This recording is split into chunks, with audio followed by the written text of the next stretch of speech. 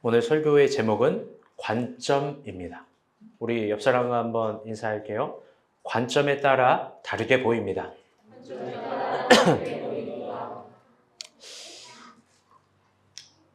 이 세상 만물을 가을의 색으로 물들이시는 하나님의 은혜가 우리의 푸석한 삶에도 가득하길 안녕으로 인사합니다. 여러분 소리 잘 들리세요? 네. 오늘은 날짜로 2023년 11월 5일입니다. 언젠가도 이야기했지만 저는 이렇게 물리적인 숫자로 달과 월과 일을 계수하는 걸 별로 좋아하지 않습니다. 그 이유는 이런 계수들은 날짜와 시간을 계수하는데 정확하지만 마치 시간이 우리에게 달아나거나 우리가 시간을 쫓아가는 인상을 주기 때문입니다. 사실 시간은 언제나 우리와 함께 있고 달아가는 것도 아니고 쫓아가는 것도 아닙니다. 그건 결국 우리를 조급하게 할 뿐이죠. 사실 저는 시간을 계절의 흐름으로 이해하는 걸 좋아합니다. 그걸 지난번에도 얘기했을 겁니다. 그 이유는 그 안에 하나님의 섭리와 은혜가 우리 가운데 다가오고 있음을 느낄 수 있기 때문입니다. 더 나아가 그 계절의 정점 한가운데는 하나님의 창조의 세계를 한없이 깨달을 수 있는 기회가 있습니다. 계절의 정점에서 하나님의 창조의 세계를 깨달았을 때 그 무한한 안정감과 자신감은 놀라운 확신입니다. 다음 주면 그래서 여러분에게 이야기합니다. 다음 주면 2023년이 몇 달 안 남은 11월이 아니라 다음 주면 입동입니다. 입동 후 15일 후에는 강에 서리가 내린다는 상강입니다. 그리고 그 상강 뒤에는 첫눈이 내린다는 소설입니다. 바야흐로 우리에게 얼마 남지 않은 것이 아니라 겨울이 오고 있는 겁니다. 이 겨울의 입구, 그 정점에서 우리는 반갑게 하나님의 은혜들을 계수했으면 좋겠습니다. 시간에 대해서 너무 조급하지 맙시다. 스스로 존재하시는 하나님은 시간을 뚫고 우리 가운데 오십니다. 아멘. 한 주 동안 많은 일들이 있었습니다. 여러분 모두 다 알겠지만 유명 연예인들의 마약 혐의가 있었고 세상을 박장대소하게 할 만큼 아침 드라마에나 나올 만큼 아주 황당한 사기극도 있었습니다. 또 민생과는 전혀 상관없는 집중력을 보이는 정치적 대결도 있었습니다. 그런데 모두 저의 눈에는 들어오지 않았습니다. 이번 주에도 저의 눈에 들어온 건 이스라엘과 하마스의 전쟁 소식뿐입니다. 이스라엘은 더욱더 자극적으로 그리고 적극적으로 지상전을 하고 있습니다. 이번 주엔 이스라엘의 주된 주력인 전차들을 100% 활용한 전쟁이었다고 합니다. 그로 인해 수많은 남녀노소가 사망했습니다. 이제는 이스라엘 사람들이 죽은 건지 팔레스타인 사람들이 죽은 건지 계수할 수가 없을 지경이라고 합니다. 이번 주엔 적극적 전쟁이 비난의 화두가 되면서 이스라엘의 총군사령관인 다도카르 칼라프의 공식 인터뷰도 있었습니다. 그는 공식 인터뷰에서 이스라엘 전쟁의 목표를 이렇게 이야기합니다. Fall of Palestine. 무슨 말이냐면요. 팔레스틴의 완전한 멸망을 목표로 전쟁을 하고 있다고 합니다. 개인적으로는 절망했습니다. 평화에 대한 이야기를 하건 화해에 대한 기회를 표현해 줄 줄 알았는데 그러지 않았습니다. 여러분, 우리 세계를 위해서 기도합시다. 지금은 교회가 진정 평화와 화해 그리고 또 그런 진리들을 외쳐야 될 때입니다. 만약 큰 교회가 있고 큰 교회 역할이 있다면 지금 그것을 공중에 이야기해 줄 때입니다. 이번 주부터 큐티가 바뀌었습니다. 큐티의 본문이 욥기입니다. 다들 어떠셨는지요? 죄송하게 한번 저의 표현을 하면 아시는 분은 알겠지만 욥기와 요나서, 요한계시록은 저의 전공입니다. 지금 박사학위 논문도 신정론을 쓰고 있는데 텍스트가 모두 욥기와 요한계시록을 메인 텍스트로 비교 연구하면서 논문을 쓰고 있죠. 근데 그래서 그런가요? 설교하기가 쉬운 게 아니라 도통 어렵습니다.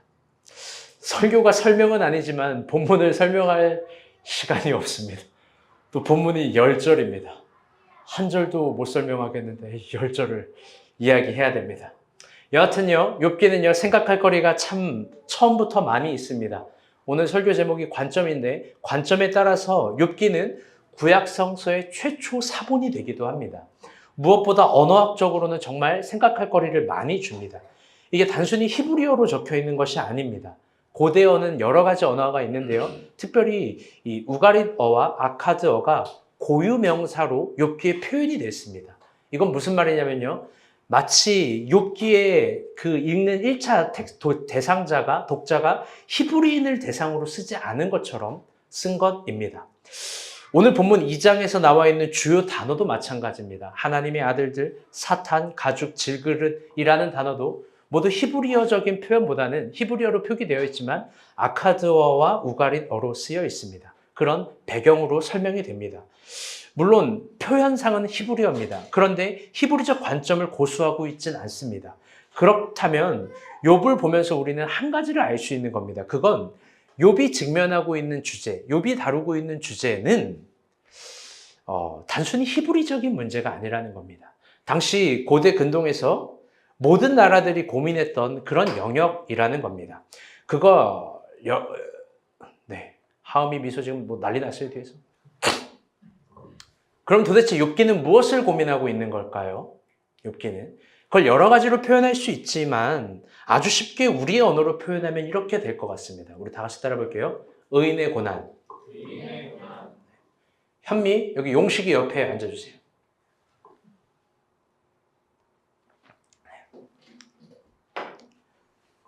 여러분은 의인의 고난에 대해서 어떻게 생각하시는지 모르겠습니다.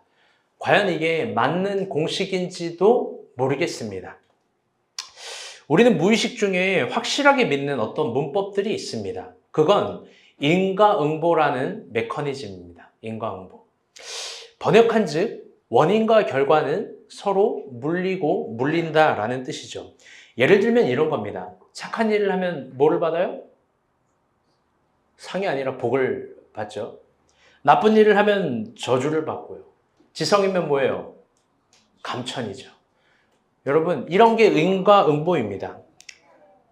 나름 무의식 중에 당연한 결과로서 원인과 결과를 생각하는 것들.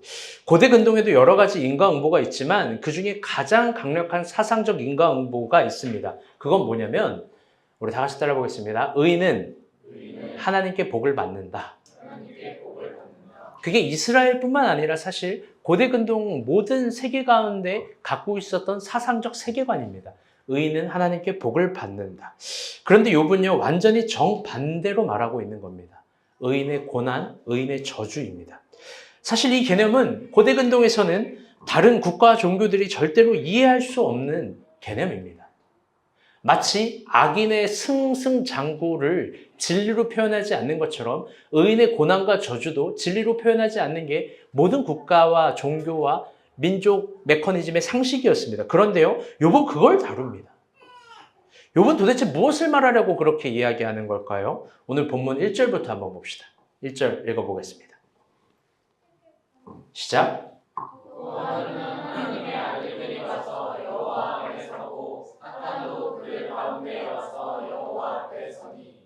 성서는 욥의 시작에 있어서 참 재미있는 이야기로 시작합니다. 하나님 앞에서 누가 있냐면 하나님의 아들들과 누가 있어요?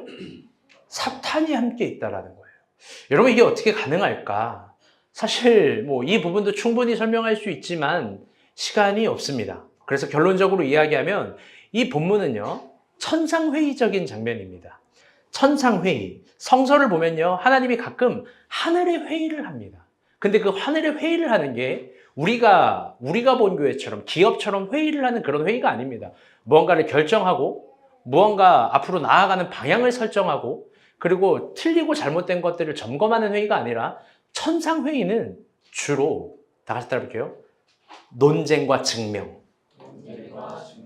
가끔 하나님은 천상회의를 여는데 어떤 논쟁과 어떤 증명을 해내기 위해서 사탄을 항상 배석합니다. 이 욥기뿐만 아니라 다른 성경에서도 마찬가지입니다. 왜 그럴까? 왜 하나님은 사탄을 배석하는 걸까?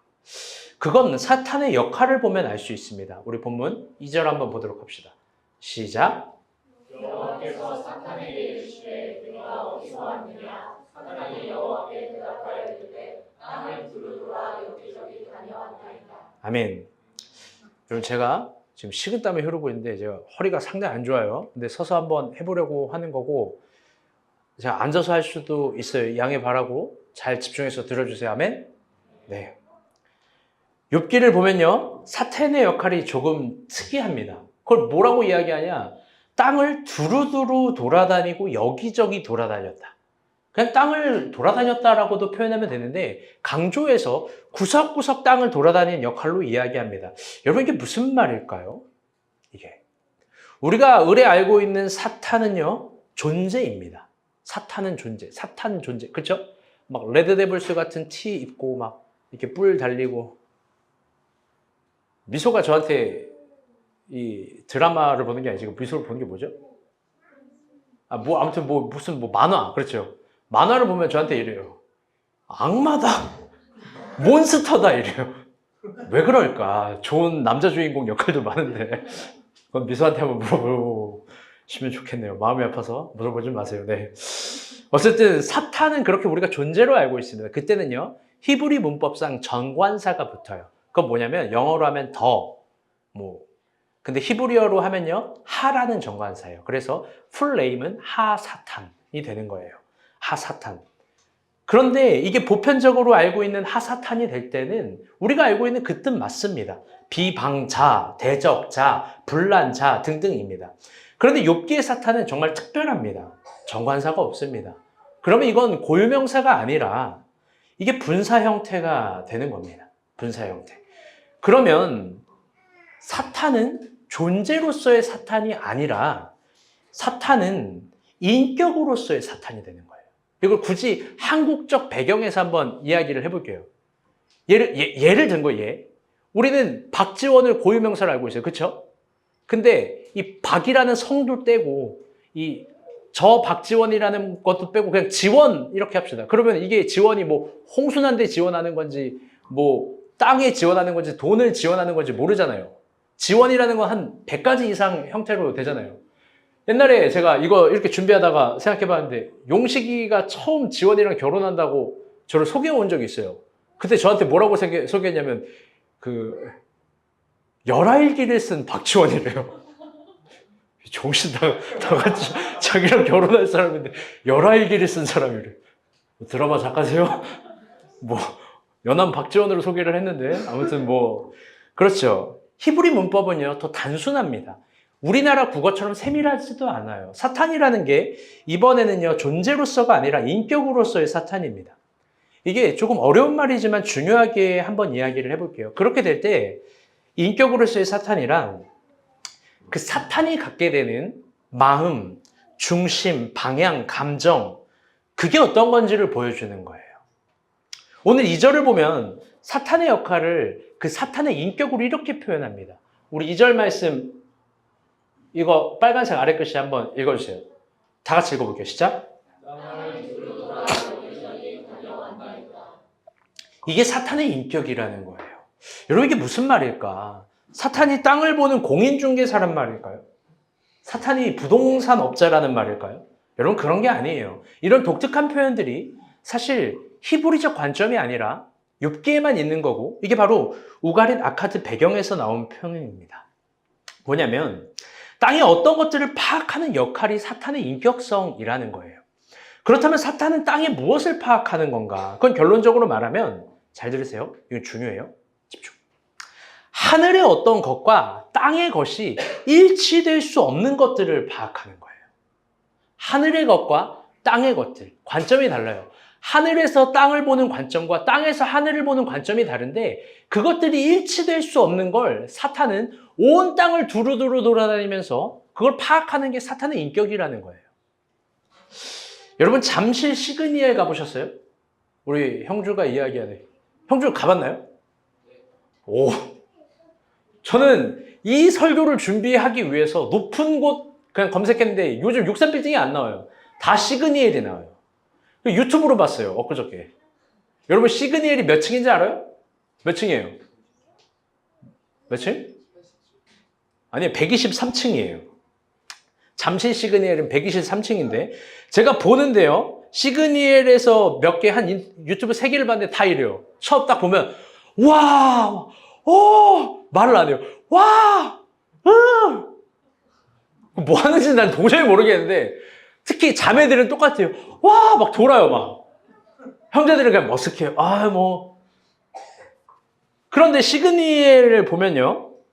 다들 하는 얘기가 뷰 죽인다, 행복하다, 근사하다. 123층 꼭대기에서는요, 아래를 보면요, 온 세상이 행복하게 보이는 거예요. 123층 꼭대기에서 뭐를 보면요, 막 이 세상은 천국 같아요. 막. 아, 천국도 시그니엘 같진 않겠지, 막 이런 생각을 하는 것 같아요. 막 거기서 막 모히또 한잔 하면은 막 무슨 뭐 자기가 이병헌이라도 된 줄 알고 막 어마어마한 포스, 행복감, 누림 막 이딴 것들을 생각하게 돼요. 그 당연한 겁니다. 뭐 그렇게 생각이 들겠죠. 라이 옥상도 옥상이거든요. 자, 알겠습니다. 그런데 여러분 잘 들어봐요. 거기 똑같은 시그니엘이 통과하고 있는 올림픽대로 그 1층을 지나가는 1층의 도로는 어떨까요? 시그니엘을 지나가는 여러분 올림픽 대로를 운전해 보셨나요? 한낮이건 한저녁이건 여러분 1층에서 그 도로 뷰를 보면 돌아버려요. 점심이건 저녁이건 숨 막히고 욕 나옵니다. 매번 끼어들기를 하고 매번 빵빵을 하고 막 화가 나요. 정말 신기해요. 같은 시간 같은 공간에 있는데 123층에서는 그 막히는 도로 상황이 행복해 보이는 거예요. 그런데 그 1층에서는요, 그게 공감이 절대 안 되고 숨 막히고 막 욕이 나오고 짜증 지수가 엄청나게 올라가는 상황입니다. 모순이 생깁니다. 격차가 생겨요. 여러분, 본문의 천상회의가 그런 거예요. 하늘에서 복음의 진리가 선포됩니다. 복받는 비결이래요. 이렇게 하는 게 맞대요. 진리, 변하지 않는 이치, 하나님 말씀, 불변하는 것들을 정합니다. 그런데요, 그게 땅에서 실현하기 어려운 것들이 있어요. 하늘에서 볼 때는 완벽하게 보여도 땅에서 볼 때는요, 불리하거나 불합리한 것들이 있습니다. 분명한 격차와 분명한 모순, 극명한 차이들이 있습니다.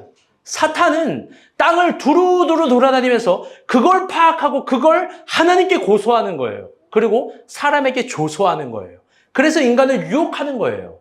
어때? 하늘이 틀렸지? 어때? 하나님 말씀이 안 맞지? 어때? 하나님의 것은 하나님만 누릴 수 있는 거야. 그게 사탄이 이야기하는 거고 당신이 틀렸다를 감히 이야기하는 게 하나님께 감히 이야기하는 게 사탄의 인격성이라는 거예요. 하나님은 이거에 대해서 뭐라고 대답하는지 한번 봅시다. 3절입니다. 시작.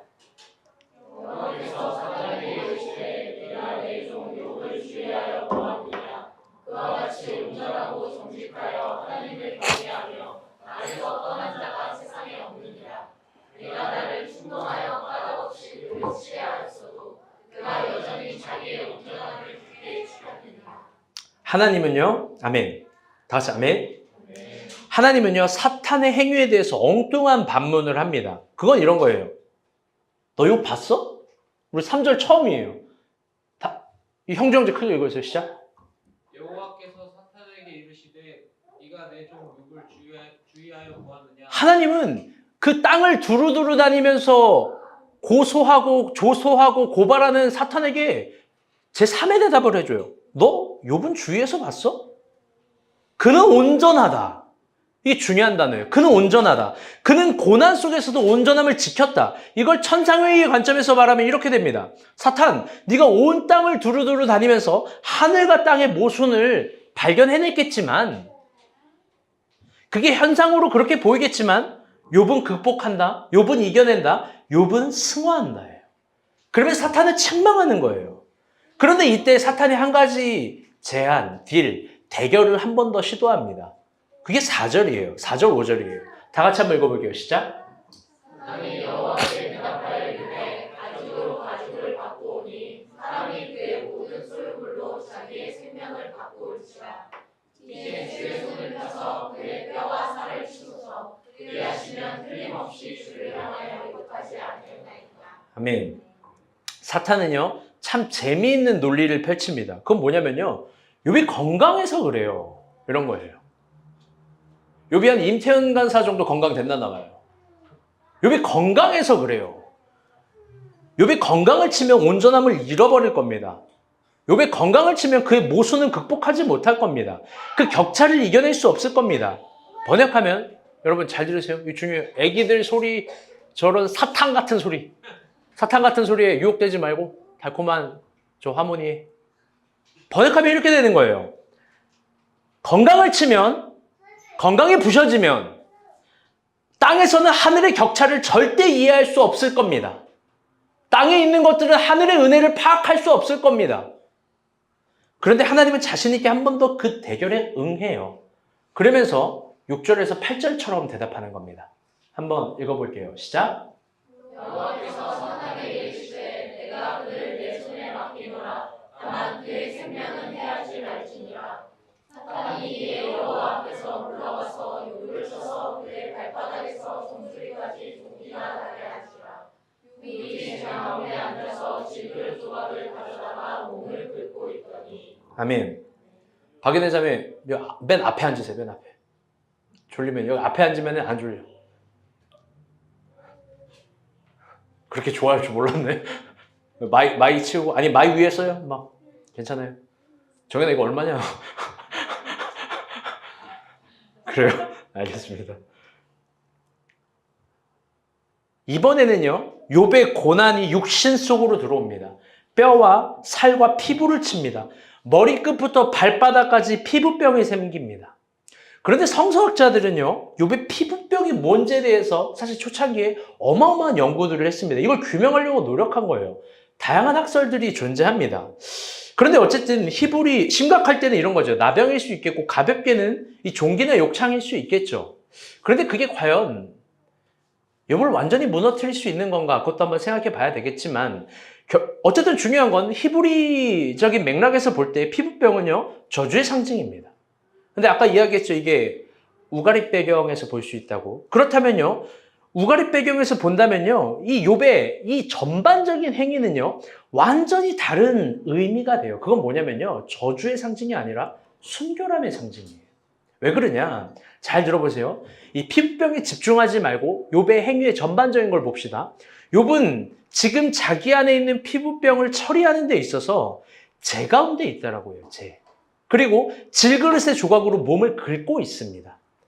재 가운데 있다라는 것은요, 그가 여전히 예배를 하는 제사, 그 자리를 잊지 않고 그 자리에서 하나님께 직접 해결을 하겠다라는 의지고, 이 질그릇 조각으로 몸을 문댄다는 건 그냥 막 그릇 깨서 그런 게 아니라 이 토기장이가 질그릇을 순전한 것과 그렇지 불순물이 낀 거를 딱 칠 때 나오는 토기 조각들이에요. 그럴 때 이 몸을 비빈다라는 표현이거든요. 우가리 배경에서 그거는요, 토기장이의 질그릇으로 몸을 긁는다는 건 내가 당신께, 하나님께, 신적인 존재에게 직접 치유를 받겠다라는 거예요.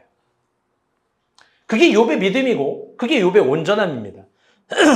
그리고 아주 놀라운 건 잘 들어보세요. 땅에 있는 욥은요, 이 병이요, 어디서 보고부터 왔는지를 이해하고 있는 거예요. 이게 땅의 어떤 것들로 온 것이 아니라 욥은 벌써부터 이해를 하고 있어요. 하늘에서부터 왔다라는 거예요. 그래서 그 고난의 문제를 땅의 방법으로 해결하기보단 하나님과 직면하기를 원하는 겁니다. 여러분, 이게 중요한 거예요. 좀 이따 설명하겠지만 우리 삶의 어떤 문제들은 다 땅의 것을 가지면 해결될 것 같고 땅의 것으로 풀면 될 것 같지만 사실 그렇지 않아요.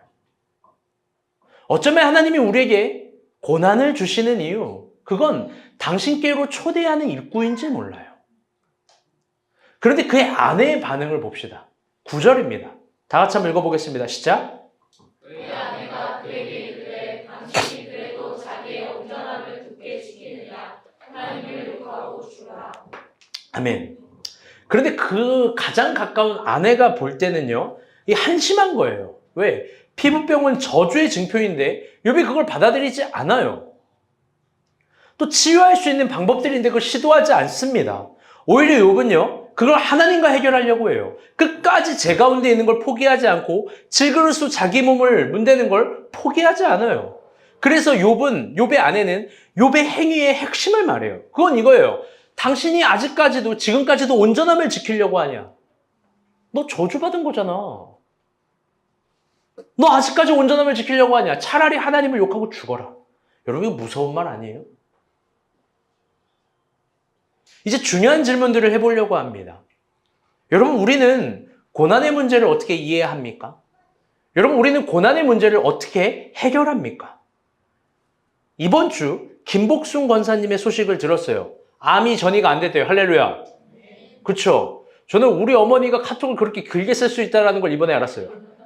막 갑자기 허연이 권사에 나와서 나 우리 가족 카톡방인 줄 알았는데 얼마나 좋으시면 저러겠어요. 막 매일 기도하는 거예요. 그리고 김복순 권사님이 어떻게 되는지 매번 전화해서 물어보는데 막 내가 정영주냐고, 내가 그게 아들이냐고. 사랑이 있는 거죠. 사실 다 그렇게 궁금해해요. 여러분, 그래서 암이 전이가 안 돼서 할렐루야인데 김복순 권사님의 입장에서 생각해 봅시다. 예수를 잘 믿는데 여러분 그런 병이 왜 걸려요? 예수를 잘 믿는데 여러분 김복순 권사님의 암을 어떻게 이해해야 돼요? 여러분, 이번 주에 제가 몸이 안 좋았어요. 그래서 신방 잡힌 사람들 다 취소를 했는데 왜 이렇게 좋아하는지 모르겠네. 정말 좋아했어요, 안 좋아했어요? 지금도 웃고 있어, 아직. 빈맥이 와서, 어머니가 흘려 들으세요? 빈맥이 와가지고 또 심박이 한 130 정도가 한 3, 40분 막 계속 뛰는 거예요. 막 4, 50분 계속 뛰어요. 귀에는 또 이명이 들려요. 요즘 제 귀는 클럽이에요. 계속 삐삐삐 소리가 막 납니다. 이번 주에 막 허리까지 삐걱했어요. 다쳤어요. 몸이 막 비대칭처럼 굽어가지고 이렇게 있는데 미소가 제 허리를 보면서 이렇게 얘기해요. 아빠, 누가 때렸어? 왜 허리가 접혔어? 이래요. 마음이 아파요. 요즘 몸이 안 좋아요. 그래서 용식 형제와 지연 자매의 강권함으로 인하여서 한의원에 갔어요. 한의원. 용식 형제 삼촌, 외삼촌네 한의원 갔어요. 보자마자 저를 이제 탁 스캔을 하시더니 진맥을 하세요. 근데 이제 용식 형제한테 그랬대요. 딱 봐도 병원 안 오게 생겼는데 강제로 일주일에 한 번씩 무조건 오게 해라. 고맙죠. 너무 감사해요. 근데 그 진맥을 하시더니 예수님처럼 말하는 거예요. 진짜로. 진맥을 오른쪽 왼쪽 막 깊게 하시더니 이래요. 온몸이 너무 예민합니다. 비장이라는 곳이 있는데 비장하게 말씀하시더라고요. 비장이 긴장 상태입니다. 이렇게 얘기하는 거예요. 예수님처럼. 마음을 편하게 가지세요. 수고하고 무거운 마음의 짐을 내려놓으세요. 예수 아니에요? 여러분 어때요? 저는 예수를 믿는데 왜 이렇게 마음에 평강이 없는 거예요? 여러분 왜 이렇게 예민해요? 제 몸이 막 굳어있대요. 제가 이제 박지원을 그렇게 안 봤는데 저를 눕혀놓고 그분이 막 이렇게 막 발로 밟으면서 막 이렇게 몸을 폈거든요. 제가 소리 질렀어요 진짜. 동영상 찍고 있는 거야. 나는 이해를 할 수, 난 진짜로 숨이 안 쉬어져서 너무 놀래가지고 이랬어요 제가. 그만할게요. 근데 내가 이제 이러다 죽는 건가 싶어가지고 이거 밟고 마치 이 사탄이 아닌데 하나님이 나를 밟는 것처럼 막 이렇게 막 밟고 막 누르는데 숨이 안 쉬어지고 놀라서 제가 그만할게요. 근데 이거 영상 찍고 있는 거야. 웃으면서 저 영상 찍었어요. 이렇게. 뭐야?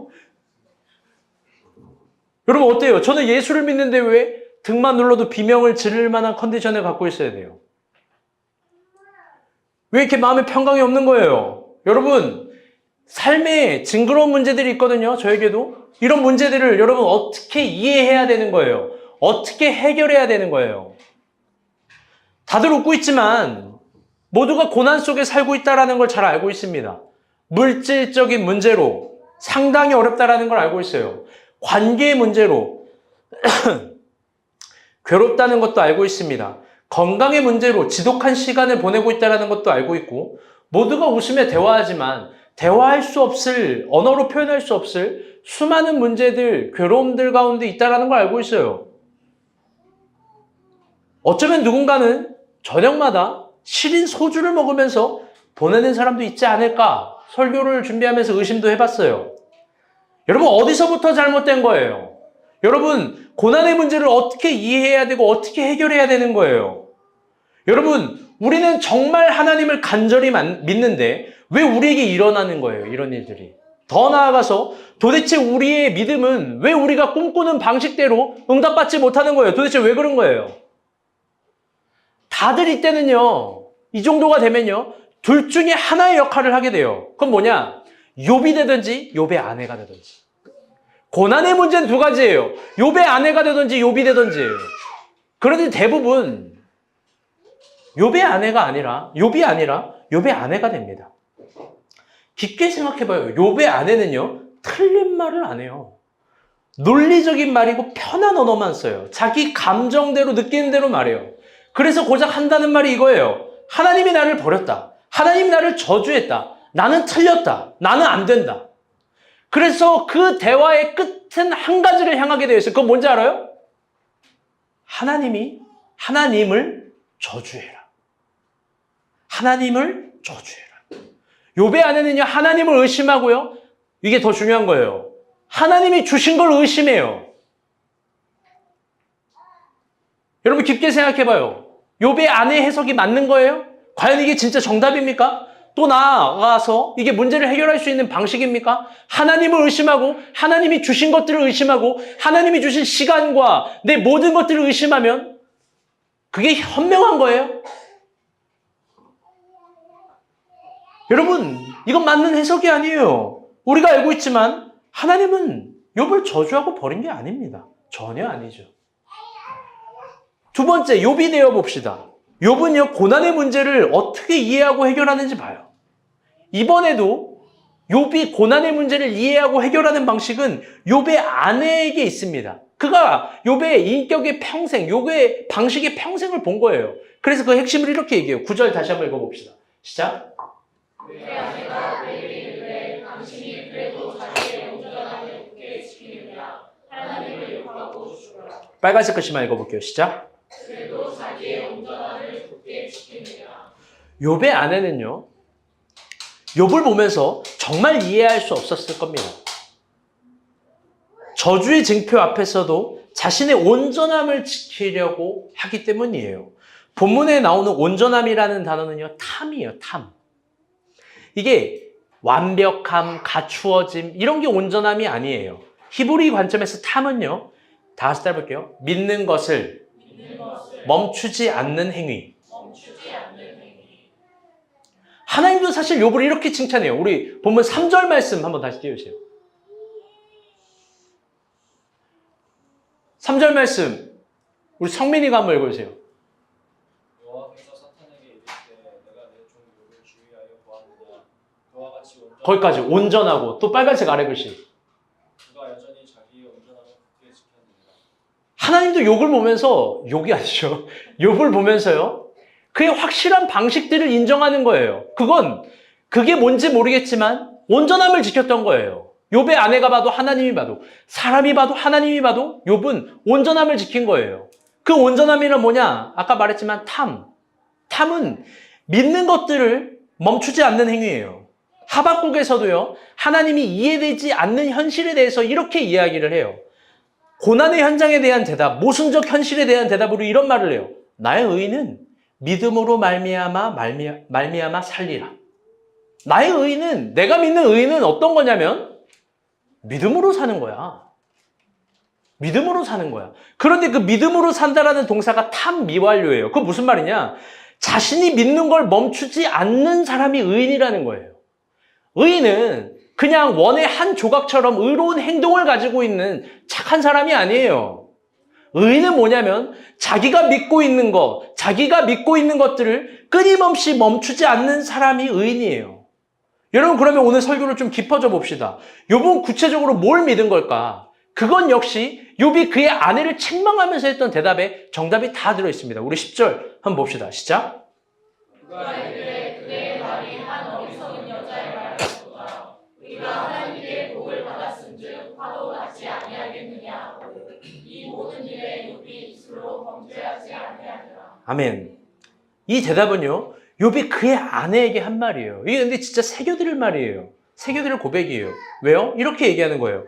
우리가 하나님께 복을 받았는데 우리가 하나님께 화를 받는 것도 당연한 거 아니냐? 문장 자체는요, 모순이에요. 왜? 하나님은 선하신 하나님, 복을 주신 하나님, 그게 고대 근동의 전반적 사상이에요. 그런데 그게 아니라 화를 주시는 하나님도 선한 하나님으로 욥은 선언해요. 즉, 모순으로 문장은 보이지만 완벽한 하나님의 조화, 완벽한 하나님의 두 인격성, 그걸 충분히 이해하는 거예요. 왜? 실제로 하나님은 복뿐만 아니라 화를 주관하시는 분이니까. 아멘?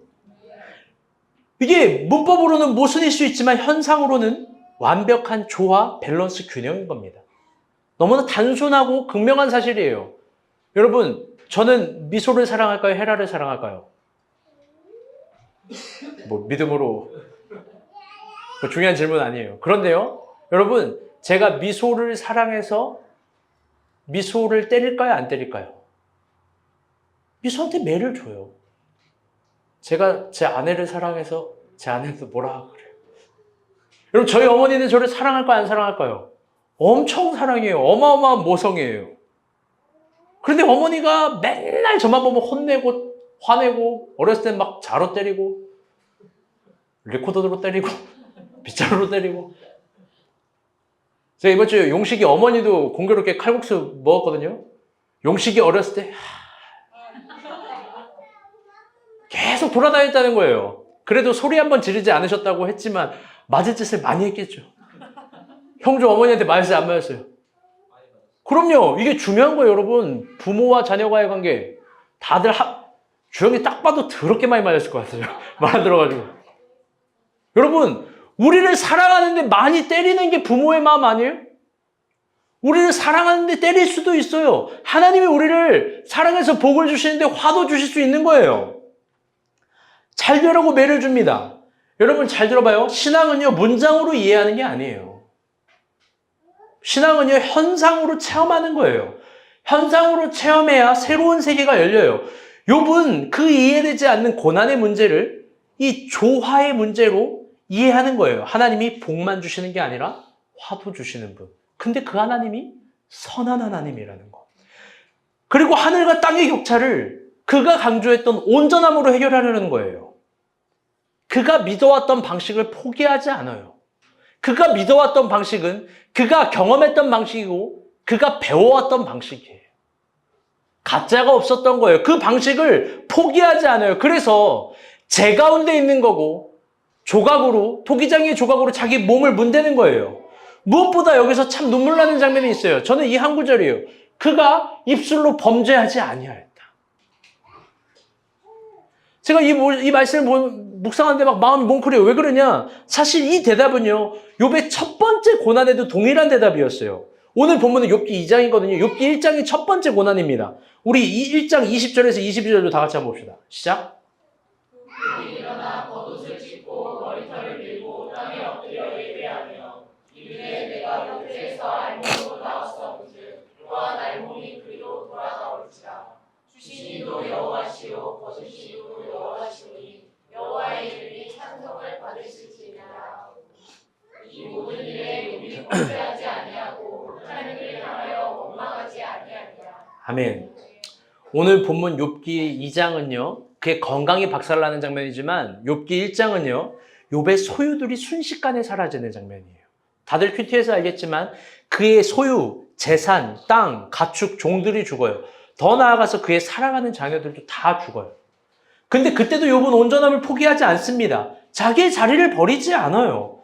머리털을 밀고 오히려 그 자리에서 예배하면서 이렇게 얘기하는 거예요. 주시니도 여호와시고 가져가시니도 여호와시라. 하나님만 찬양받을지어다. 이번에도 입술로 범죄하지 않았대요. 여러분, 우리 진짜 그렇게 믿습니까? 여러분, 우리 그 하나님을 진짜 선한 하나님으로 믿나요? 가져가시는 이가 좋은 하나님으로 믿습니까? 화를 주시는 이가 선한 하나님으로 믿습니까? 안 믿겨도요, 그게 안 와닿아도요, 그걸 거부해도요, 그게 진리예요. 여러분, 우리는 수많은 고난의 문제를 어떻게 이해합니까? 제발요, 이런 표현 용서하세요. 이해를 돕기 위해 하는 말이에요. 짐승처럼 이해하지 않기를 바라요. 눈에 보이는 대로, 귀에 들리는 대로, 가슴에 느끼는 대로 이해하지 마세요. 그 신앙이 없는 행위인 거예요. 딱 욥의 아내 수준인 거예요. 조금만 고난이 오면 고난이 온 대로 막 세상 오만상 표현을 다 해요. 조금만 막히면요, 막 하나님이 자기를 버렸다고 막 노래를 부르고 시도 써요. 막 간증도 해요. 여러분, 그게 무슨 신앙이 있는 거예요? 우리가 배운 진리는 그런 게 아닙니다. 우리가 경험한 하나님은 그런 하나님이 아닙니다. 우리 하나님은 가장 선하시고 완전하시고 균형감 있는 하나님이에요. 아멘? 그 하나님이, 그 전능한 하나님이 매도 주십니다. 아픔도 주셔요. 도무지 이해가 되지 않아요. 그런데요, 이해를 돕기 위해서 이런 표현 해봐요. 왜 이런 것들을 주냐? 너무나 당연한 거예요. 다시 해볼게요. 필요하니까. 우리는 이 땅에 있어요. 이 땅의 관점에서 우리가 뭐가 필요한지 몰라요. 우리가 땅에서 희망하고 소원하는 건 고작 땅의 것들이에요.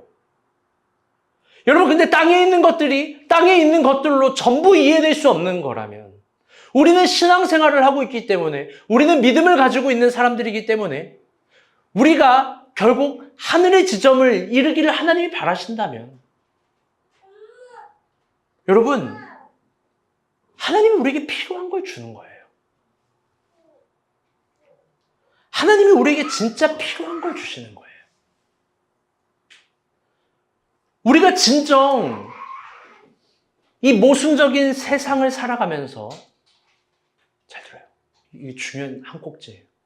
우리가 진정 모순적인 세상을 살아가면서 우리가 믿는 것과 우리가 살고 있는 현실의 격차를 바라보면서, 그런 극명한 차이를 바라보면서 우리가 추구해야 될 믿음의 태도가 있습니다. 우리가 온전하게 추구해야 될 믿음의 태도가 있는데 그게 뭐냐? 우리 다 같이 따라 볼게요. 끝까지 믿음. 제가 한 말씀을 소개할 거예요. 제가 정말 좋아하는 말씀이에요. 마태복음 15장 25절부터 28절입니다. 너무나 사모하는 말씀이에요. 이거 민정이만 한번 크게 읽어봐요. 여자가 와서 예수께 절하며 이르되 주여 저를 도우소서. 대답하여 이르시되 자녀의 떡을 취하여 개들에게 던짐이 마땅하지 아니하니라. 여자가 이르되 주여 올소이다마는 개들도 제 주인의 상에서 떨어지는 부스러기를 먹나이다 하니, 이에 예수께서 대답하여 이르시되 여자여 내 믿음이 크도다. 내 소원대로 되리라 하시니 그때로부터 그의 딸이 나으니라. 아멘. 가장 힘든 날에 읽는 본문 중에 하나예요. 힘들면 몇 개, 한 3가지 본문 한 5분씩 보는데 저거는 제일 오래 봐요. 이 본문만 보면 막 가슴이 울컥합니다. 여자는 지금 도움을 청하는데 예수님이 이렇게 얘기해요. 여자 완전 무시하잖아요. 자녀의 떡을 취해서 개들에게 던짐이 마땅하지 아니한다. 박인혜라면 이런 응답 어떻게 반응할 거예요? 구청에 신고할 거예요, 예수님? 자기 무시했다고? 민정이라면 어떻게 반응할 거예요? 정연이라면 어떻게 반응할 거예요? 여러분, 이런 반응하지 않겠습니까? 이해를 돕기 위해서 표현해 봅니다. 이런 개 같은 경우가 어딨어? 도리어 화를 내지 않겠습니까? 예수라는 사람이 나를 위로해 줘야지. 예수라는 사람이 나를 안아줘야지. 이런 말도 안 되는 경우가 어딨어? 오히려 욥의 아내처럼 논리적으로 하나님을 욕하겠죠. 느끼는 대로. 여러분, 그런데요, 저 여자의 말은 이렇게 얘기를 해요. 저 여자의 말은 27절 다 같이 읽어볼게요. 시작. 여자가 이르되 주여 올소이다. 거기까지. 여자가 이렇게 얘기해요. 주님이 옳습니다. 당신이 100% 맞습니다. 그리고 믿음의 고백들을 하는 거예요. 여기서 우리가 배워야 될 믿음의 태도는 이런 거예요. 믿으려면요, 여러분 끝까지 믿으세요. 자신의 환경이, 이해를 돕기 위해서 표현해요. 개 같은 환경에 처했을지라도, 주인상의 부스러기를 먹는 상황일지라도, 여러분 믿으려면 끝까지 믿는 거예요. 반푼이처럼 믿는 게 아니에요. 완전히 믿는 거예요. 왜? 우리가 믿는 하나님은 참 하나님이기 때문에 그래요. 고난에 처해 있는 여러분, 우리 잘 생각해봐요. 왜 우리는 하나님이 우리에게 고난을 주십니까? 화를 주십니까? 원하지 않는 상황을 주시는 거예요. 왜? 너무나 단순한 거예요. 복을 주려고, 형통하게 하시려고, 응답해 주려고. 여러분 생각해봐요. 인간이 원하는 것만 줄 수 있다라고 말하는 신이 미신이에요. 참 신인 하나님은 뭐를 주냐? 인간이 원하는 걸 주는 게 아니라 하나님이 주고 싶은 걸 주는 거예요. 여러분 진짜 똑똑하게 생각해봐요. 하나님이 우리에게 뭘 주냐? 우리에게 원하는 걸 주는 게 아니라 하나님이 주고자 하는 걸 주는 건데, 그게 화라도, 그게 아픔이라도, 그게 괴로움이라도 결국 그분이 그분의 모양대로 완벽한 결과물을 주실 거예요. 아멘?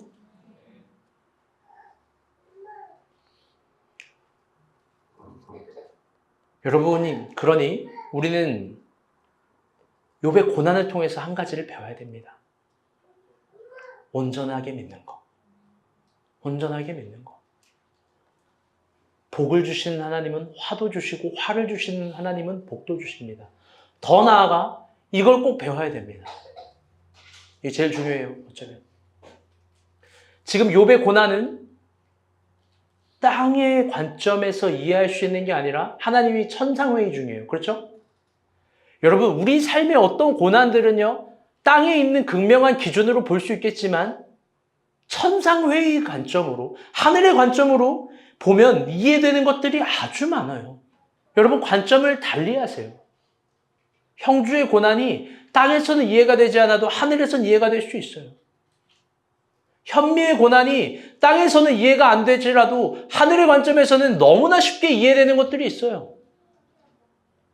은비의 고난이 땅에서는 이해받지 못해도 하늘의 관점에서 이해될 수 있는 것들이 너무 많습니다. 여러분, 관점을 달리하세요. 그럼 길이 보여요. 한 가지 얘기를 끝으로 말씀을 맺겠습니다. 저는요, 요즘 연말이 돼서 그런가, 겨울이 돼서 그런가, 별로 이런 감정을 좋아하진 않지만, 항상 활기차기를 좋아하지만, 우리가 본 교회를 더 자주 생각합니다. 정확하게 표현하면, 우리가 본 교회의 미래를 자주 생각해요. 사실 우리는 아주 이상한 집단이잖아요. 다 알고 있잖아요. 우리 교회가 뭔지 모르겠지만 다 잘 될 거라는 거. 다들, 우리는 개척교회라서 다들 힘들지 물어보는데, 저는 진짜 한 번도 힘들다라는 말을 내 자존심상 쓰지도 않고 진짜 안 힘들거든요. 우리는 다 뭐가 엄청 잘 될 거라고 생각해요. 맞아요. 진짜 이 교회가 100명, 200명이 될 때는 어떻게 될지 모르겠어요. 이런 순도 100%의 순수함을 유지할 수 있을지 모르겠지만 사실 앞이 안 보여요. 여러분은 100점이에요. 진짜로. 왜? 잘 따라와 주니까요. 너무 고마워요. 그런데 끌어가는 제 입장에서는 공포일 때가 많아요. 그 내년에 뭘 해야 되는 거예요? 내년에. 뭘 안 해도 되겠지만 내년은 어떻게 맞이해야 되는 거예요? 저는 빵점이에요. 왜? 리더인데요. 앞으로 끌어가는 사람인데요. 앞이 잘 안 보여요. 그래서 11월 말에 일주일 동안 기도원 들어갈 거예요. 이번 기도원 어디 들어가냐? 아주 특별한 기도원 들어갈 거예요. 저 혼자 진안 갈 거예요. 목사님이 계속 이만한 작업들을 준비해 놓고 계신데 난 기도할 거야.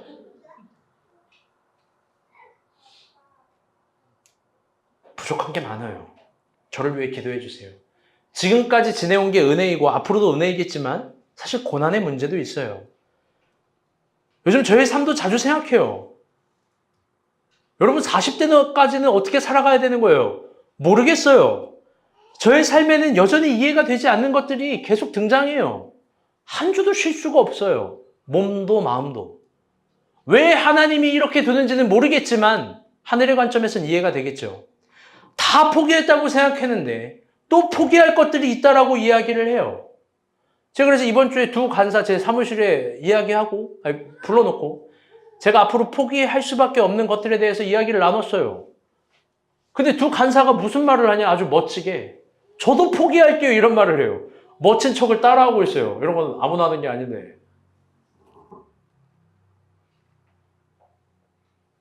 사실 연말 때 몇 가지 감정들이 들어와요. 요만한 겨울에는. 표현해 볼게요. 너가 잘못된 길을 가고 있는 거야. 너가 잘못된 길로 우리가 본 교인을 인도하고 있는 거야. 너 틀린 길을 가고 있는 거면 어떡해?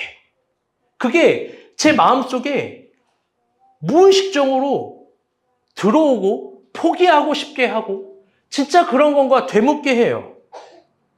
그런데 제가 이번 주 몸도 안 좋은데 진짜 몸이 너무 안 좋은데 욥기를 보면서 저 구석에서 막 찔찔대고 울었어요. 왜? 하나님이 위로해 줬어요.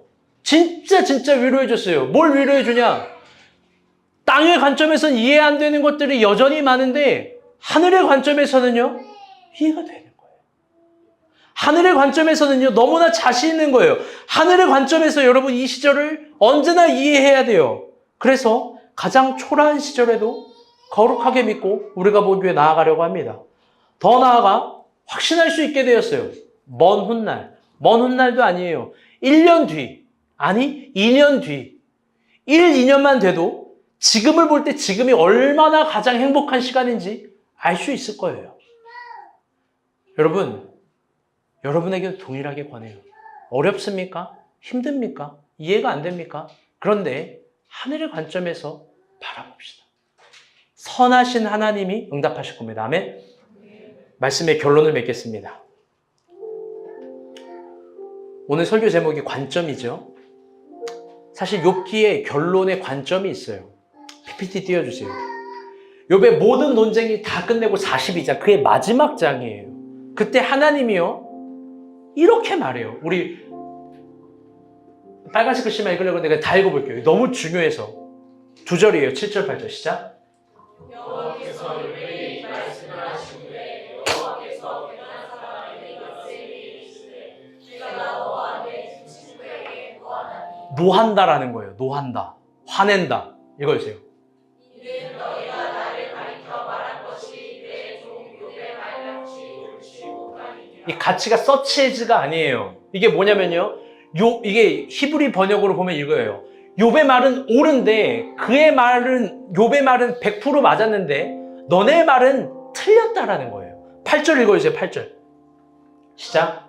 그런즉 너희는 수소의 꽃과 신약의 돌을 가지고 내 종 욥에게 가서 너희를 위하여 번제를 거기까지. 하나님이 지금 높여주는 거죠. 욥을 위로해주는 거예요. 욥에게 가서 번제를 드리라. 다 읽어주세요. 내 종 욥이 너희를 위하여 기도할 것인지 내가 그를 기쁘게 받으리니 너희가 우매한 만큼 너희에게 갚지 아니하리라. 야, 욥이 너네를 위해서 기도해주면 내가 그때 응답할 거야. 그러면서 또 이렇게 얘기해요. 빨간색 글씨 시작. 이는 너희가 나를 가리켜 말한 것이 내 종 욥의 말같이 옳지 못하니라. 이게 국어 번역 보지 마세요. 이게 아니에요. 너희가 말한 건 틀리고 내 종 욥의 말한 건 옳다예요. 욥 온전함을 지켰어요. 그가 믿은 방식을 포기하지 않았어요. 그가 배워왔던 진리의 방식대로 걸어갔어요. 고난의 정점에 3장부터 42장까지. 여러분, 가야 합니다. 믿어야 됩니다. 믿으려면 끝까지 믿어야 되고, 개 같은 상황이라도, 주인상에 부스러기 떨어지는 상황에서라도 여러분 끝까지 믿는 게 하나님 뜻이에요. 하나님 틀리지 않았습니다. 아멘? 우리 웃으면서 최선을 다합시다. 우리 찬양 부르고 기도하면